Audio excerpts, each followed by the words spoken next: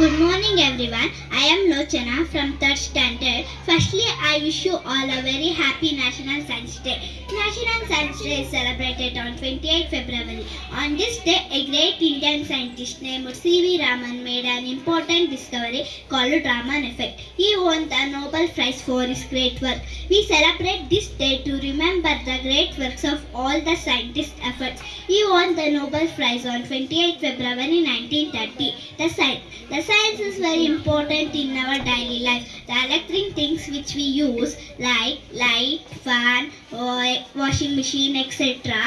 and the mobile phones we use all because of science. Even the medicines we take when we are sick are made with the help of science. So my dear friends, let's be curious and keep learning new things and let love science and use it for good purpose. One day we may also become a great scientist and make our country proud. Thank you everyone.